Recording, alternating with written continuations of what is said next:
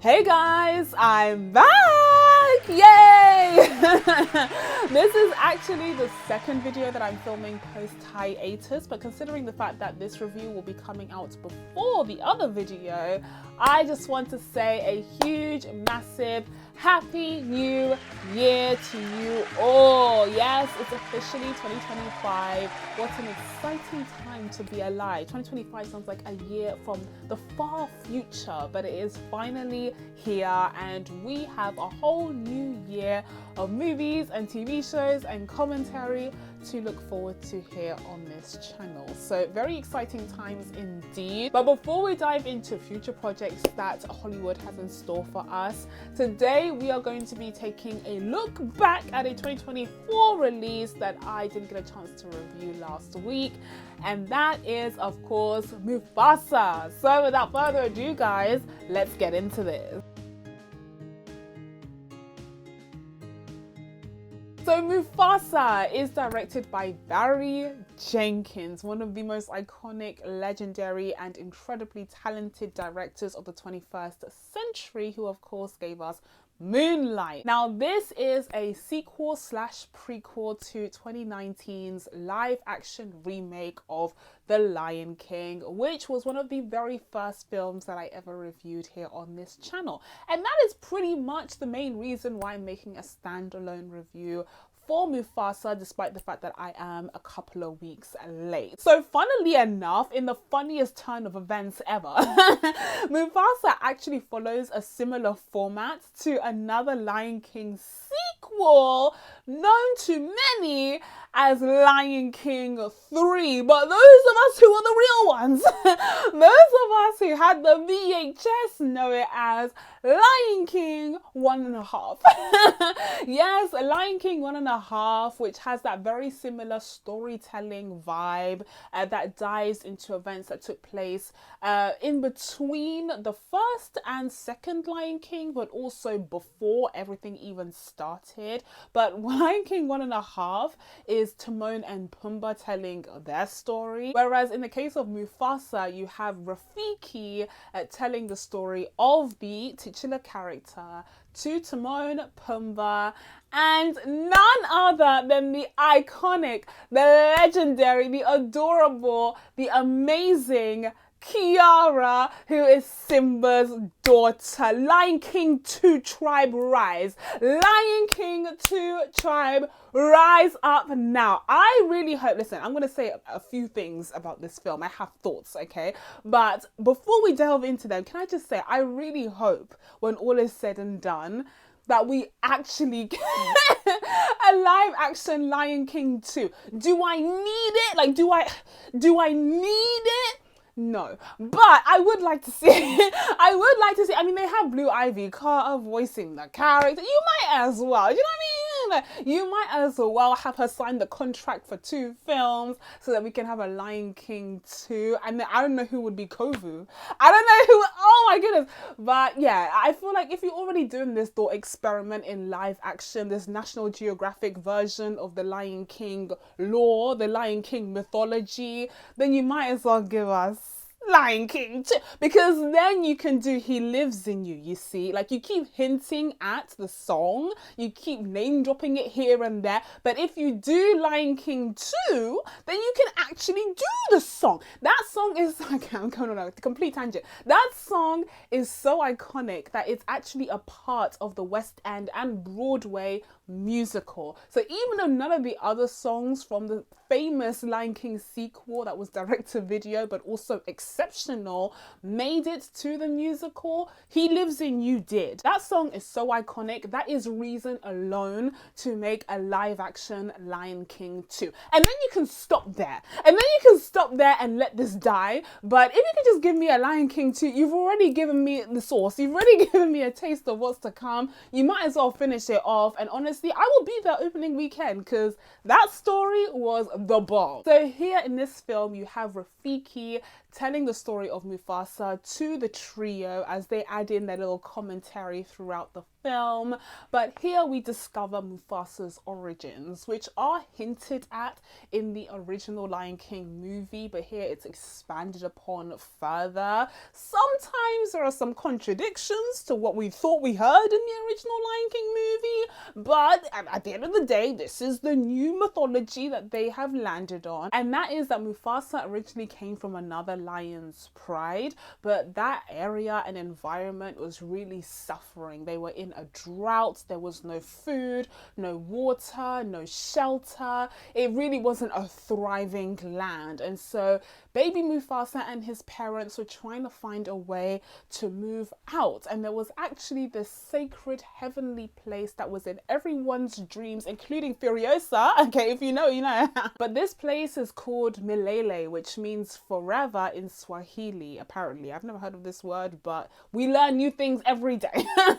But they were in search of Milele, which is like this paradise that has all the food and the shelter and the water, and this is exactly what Furiosa was chasing after in her movie, and here we have Mufasa and his family chasing after the exact same thing.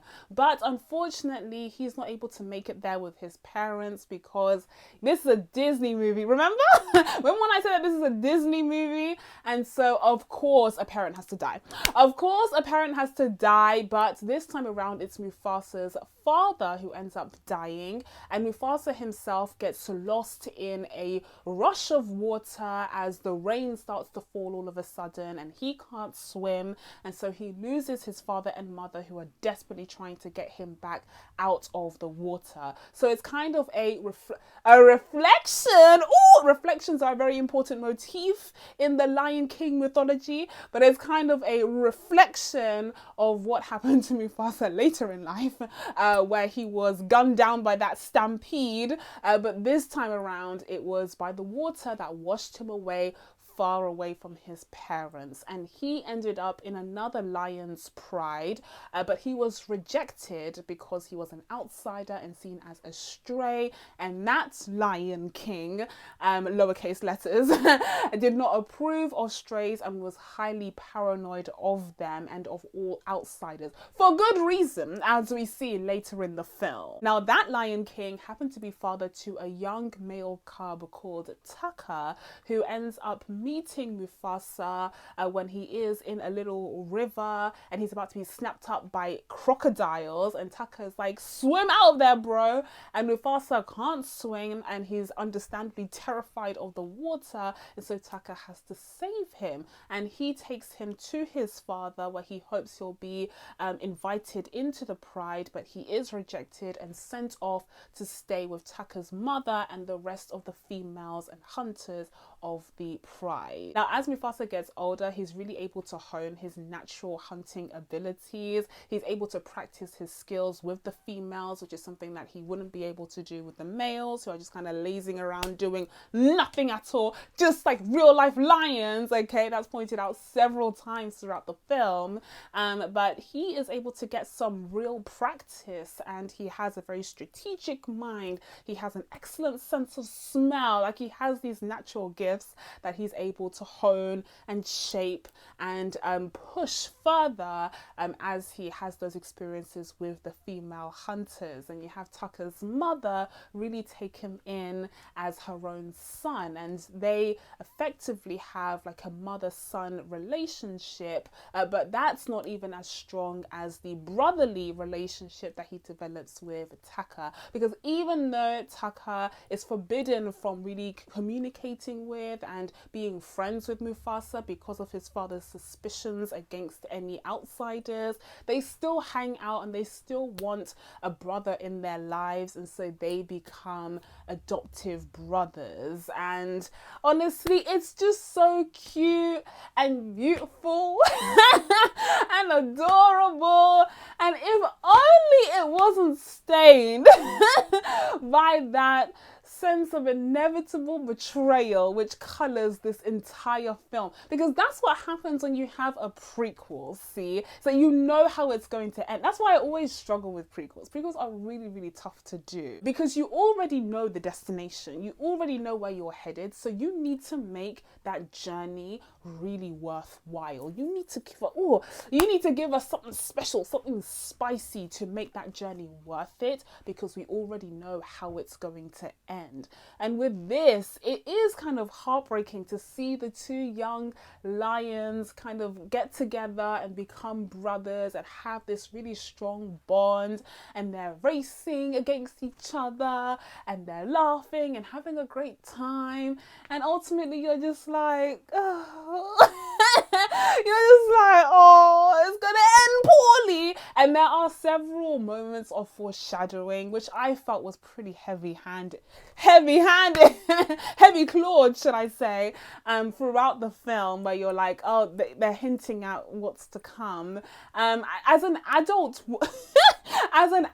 woman, like as a grown adult woman watching this, I felt like it was pretty heavy-handed and on the nose often in the film. But considering the fact actually that I was surrounded by children in my screening, I figured that maybe for them it was a bit more of a mystery as to what was to come, which is why when Rafiki is telling the story to Kiara and co, they have these little comments where they're like, oh, I think I know who Taka is, and I'm like, are we not supposed to know who Taka? Like, obviously we know, but I guess the the babies in the audience may not realize who Taka is. Is that the thinking? And so yeah, it's supposed to be a mystery on that level, but for the rest of us who've been there, done that, and literally have the keychain, we know what's about to happen. But then they are threatened by a whole new pride, this time a pride of white lions that are led by Mads Mikkelsen. sorry. They are led by Mads Mikkelsen's Kyros, who is the White Lion King. Oh, Kimber the White a nod to that maybe. But he is a White Lion King who was cast out from a previous pride for being white, like for being an outsider. And so he has his whole new pride, and his goal is to take over the whole Serengeti. Like, it's to take over all of the pride so that they can become one under his rule. And so Kyros sends off his son and heir to Taka's father's pride to do the exact same thing that they have done across the Serengeti, across Kenya. But this time around, unfortunately for him, he is met with none other than Mufasa, who is a boss-ass hunter, and he manages to protect Taka's mother whilst disposing of Kyros' son. And that, of course, makes the White Lion King very angry, and he sets out his revenge against Mufasa, the lion that killed his son and heir. So therein lies the story of Mufasa, the origins of the Lion King, capitalized. Because it turns out that he became the king of not just any old pride, any old spot in the Serengeti, but of Milele itself. So that's pretty iconic, honestly, for Mufasa. And Milele, of course, became known as the Pride Lands. And so it kind of brought everyone together under Mufasa's leadership, and we get to see how all of that happened. Now, in terms of the story of Mufasa and how it works as a prequel to The Lion King, like I said, I have issues. I have issues with this.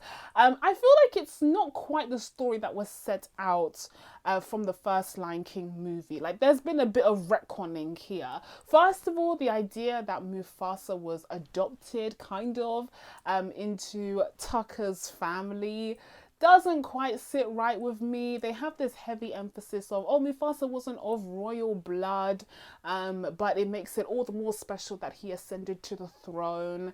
I feel like that's I kind of want to say it's kind of very American. It's a very American way of dealing with the monarchy, I guess. Like, perhaps they're so resistant to the idea of monarchy. They're not the only ones. They're so resistant to the idea of monarchy that the idea of Mufasa just being like born royal is just not, it wasn't cutting it. So maybe that's why they had to make him an underdog in that way. Or maybe because he's so OP, they needed something to like depower him just a little bit, because otherwise it'd be tough to root for him. Like, why did they have to make him an outside? Like, why was that so important? Because Mufasa has never given outsider. He's given regality. He's given, do you know what I mean? Like, he's always talked about the kings of the past and my grandfather and blah, blah, blah. He's always given that sense of like, I was born into this regality, this sense of responsibility. It was always a part of him. So to me, it doesn't quite make sense that he has this origin story of being this scruffy little cub who got lost from his nobody parents and managed to find his way into Taka's family, where he was kind of ignored by the dad but graciously accepted by the mother, and learned how to hunt like a female lion. Like that doesn't that doesn't quite read as the same Mufasa that we know from the original Lion King movie. And I know that some years would have passed, so he would have further developed and kind of settled into his role. But that origin story it doesn't connect. I'm sorry. It just feels like two different characters have been created here. And then, of course, you have the issue of Taka, aka, say it with me, guys, Scar. Like, Taka is, of course, Scar. Was there ever any question? Again, if you're a baby, maybe that was our revelation for you. The issue of Scar is an interesting one because here you have him be the next in line to the throne because his father is the king of his own Pride lands. And so here you have a scenario where Mufasa literally stole his birthright, which is just like what again, it's not making sense. It's not, I don't know how I feel about that dynamic. It just doesn't make sense. It makes more sense if they were just actual biological brothers who were born from the same litter. But Scar was, always the weak one, and he was more like intellectually driven but not kind of brawn. Like, he was more of the brain. And they grew up as brothers and they loved each other very much, and they had all these different adventures. But after a huge obstacle that they both had to face, Mufasa proved to be stronger and braver and just more of a lion king, and so they had to face this challenge against each other, and Mufasa won. And that's how he became the Lion King. That story to me makes more sense to the version of Mufasa and Scar that we got in the original Lion King versus this retconning that they did for this prequel. And come to think of it, that story sounds familiar. Have we had this? I feel like maybe there's already a trilogy of films that explores a very similar brotherly dynamic, but maybe it's just my imagination. But aside from the issues that I have of the retconning of Mufasa and Scar's story, overall, I was pretty down with this story. I thought it was, quite compelling. I was invested in these characters, even though in my head they're not the same characters as the ones in the original Lion King.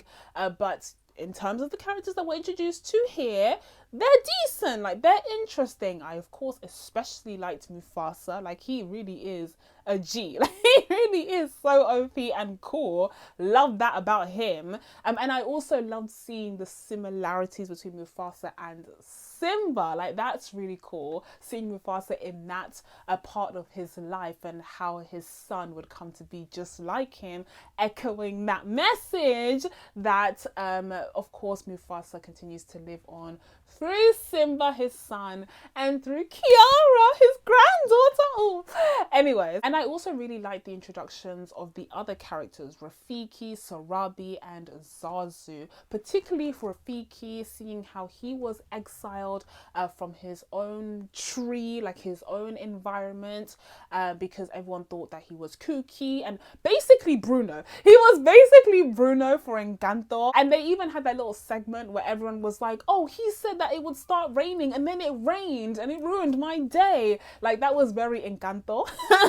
Where everyone was talking about, like, we don't talk about Bruno because he ruins everyone's day. But yes, Rafiki was unfortunately Bruno'd in his tree and was exiled as a result. Again, kind of following through that outsider narrative that they forced through in Mufasa's origin story.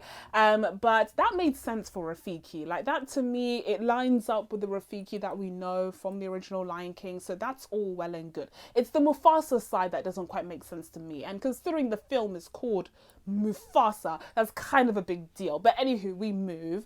Zazu is cute. You know, he doesn't have any deep origin story to speak of, but he's a really nice inclusion, and it's cool to see how he and Sarabi came into the picture, with him being charged with taking care of Sarabi and looking out from above. And he had a very important and clever tactical contribution to play when they were running away from the White Lion King as well, so good for him.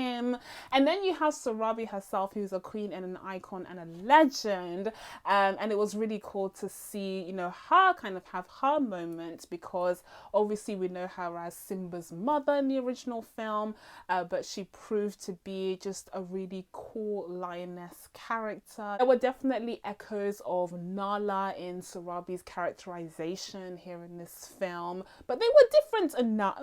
Kind of. They were different enough where you're like, okay, this is Sarabi and this is Nala. They are two different female... They are two different female characters, sort of, kind of. Anyway, listen, I like them both. I like them both. But I will say what I really didn't like about what they did with Sarabi's character was making her the love interest for Taka. Absolutely not. Now, I will say, unlike a lot of the rest of this origin story, this part does kind of make sense when you take a look at the original Lion King. Like, it does make sense that Scar would have had a thing for Sarabi, because you do get a little flavour of that in the original Lion King, with him trying to make her his queen. Like, that is there. So it's not like completely out of the realm of imagination and possibility, but it's still really yucky and ill. Like, it's still like, I just didn't like it. I also really didn't like how it played such a huge role in Scar's betrayal of Mufasa. That's the part that I really didn't like. The fact that it kind of hinged on Scar's crush on Sarabi. Like, that's one of the main reasons why he betrayed his brother. That to me was just like, oh, because it was kind of like oh, why would you let this girl get in between two brothers type thing, and I didn't like that. But it wasn't completely down to that though, so I'm not going to blame that little aspect entirely, because you did also have Taka / Scar's father whispering in his ear saying that outsiders can't be trusted. So that thought was always there, and so it made Scar Taka more prone to distrusting Mufasa, on top of the fact that he was actually jealous of him, and he didn't have that moment of courageous bravery of saving his own mother, because he ran away like a coward while Mufasa stepped up. So all of that was still plaguing on his mind, but the cherry on top was the Sarabi incident, and that didn't sit right with me, even though mythology wise it does kind of make sense. So ultimately you do see Taka end up betraying his brother Mufasa, turning to the dark side, and that is of course Kiros, the White Lion King's pride, and they end up trying to take down Mufasa together so that Kiros can become the king of Malele himself. But then Taka has a change of heart and decides to save Mufasa one more time. And is it just me, or is this sounding real familiar? But to move on to the other aspects, I can't go on a minute longer without acknowledging the technological feat that this film is, listen, okay, I've made many a joke about how this live action Lion King cinematic universe feels like a National Geographic documentary, and it still does, and it still absolutely does. And it's not quite the same as the animation where the characters could actually be animated, like the characters could have facial expressions that weren't, true to nature, but that did feel a bit more relatable and exciting and invigorating to watch. It's not like that at all, but considering the direction that they've gone in, like they've chosen this, they've doubled down on this, we're here now, like what can I do? They do execute these films really well, masterfully well. Like the CG is like, oh, the CG is crazy. And in a time we're seeing blockbusters with just crappy ass CG, this is putting them to shame, like, not gonna lie. So even though the story's a bit wah wah, and even though the purpose of this entire thought experiment is a bit wah wah, one thing I can't deny is the visuals be visualing. The visuals be absolutely visualing. Take notes, Beyonce. This is how you get visuals done, okay? And I especially like the inclusion of Kimber the White Lion's family, because it gave us a different aspect and a different type of lion to follow through in the story. It was just added to the visual beautifulness, the beautifulness and diversity and wonderfulness of the visuals. I need to up my adjective and adverb game. I've been out of the game too long, clearly. And another huge positive of Mufasa was the voice work. I thought the voice actors gave fantastic performances in this movie. You have the return of the voice actors from the first live action Lion King, kind of voicing their characters for the little bits and pieces where we're in the present day. But then for most of it, you have some brand new actors voicing these characters from back in the day. Special shout out to Aaron Pierre, who had a hell of a 2024 himself, and he rounded the year out by getting to voice the young version of Mufasa, the Lion King himself. What a special performance in particular, considering the fact that in 2024 we lost the original iconic Lion King, James L. Jones. So those are some huge shoes to fill, but I think Aaron Pierre did a really great job voicing this character. His voice does not have the same tonality and gravitas as James L. Jones, like, let's be serious, but he is voicing the younger version of the character who is scrappier and who is more common for some reason. And so I think that fits for the new version of the character that they invented out of thin air for this prequel. Another shout out to Calvin Harrison Jr., who voices Taka, aka Scar. I think the two made for a really great pair, and Calvin of course had to uphold that British accent, considering Scar is inexplicably British. But I think it really worked. And funnily enough, Aaron Pierre provides an American accent for his Mufasa, echoing James L. Jones's performance, but he's actually British. And then we flip things over where Calvin voices a British Scar, but he himself is American. But as great as the cast was, there was one thing about the sounds in this film that didn't quite work. We need to talk about the soundtrack. I don't know what's going on in Disney HQ, but somebody's getting fired.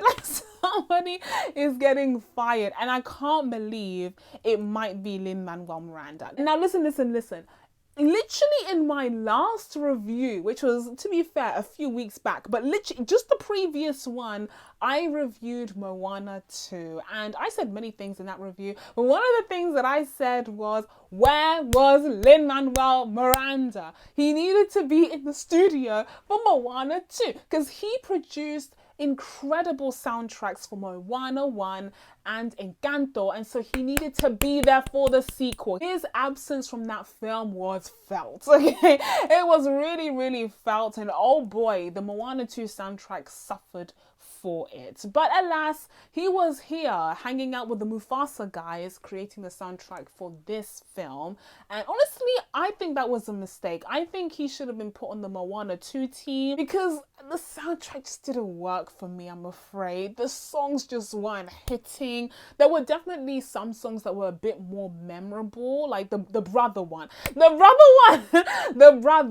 brother one was actually quite decent, but most of the other songs were really forgettable to me. And even though, this is something that I clocked whilst I was watching the film, even though lyrically the songs were actually quite strong, like the lyrics, whoever was writing the lyrics, whoever was penning them was actually doing a decent job and like explaining the story, fitting in the entire narrative in the song. That was all well and good, but does that matter if the beat isn't there? Like, does that matter if the melody isn't hitting? No, unfortunately it doesn't. The songs just weren't catchy enough. They weren't memorable enough. Oh, and it's so tough. I know it's hard to create new, punchy, legendary songs, especially for a sequel, and especially for a sequel to The Lion King. But here's the thing.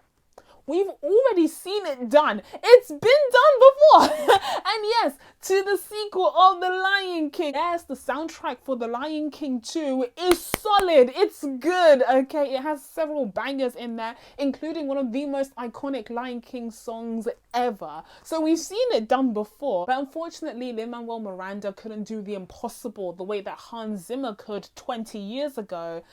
And so now we have this situation. Oh, it's not ideal. It's not great. I really wish he'd been put on the Moana 2 team instead of Mufasa. I know he was working on Mufasa longer, but like they should have switched out the teams because he was needed on Moana 2 and he didn't quite deliver on Mufasa anyway, which is just a worst case scenario. So guys, with all of that being said, I'm going to be giving Mufasa a 7 out of 10.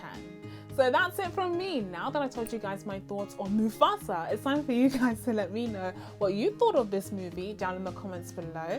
Please be sure to subscribe to catch new videos coming up. Thank you guys so much for watching. I really appreciate it, and I will see you in the next one. Bye!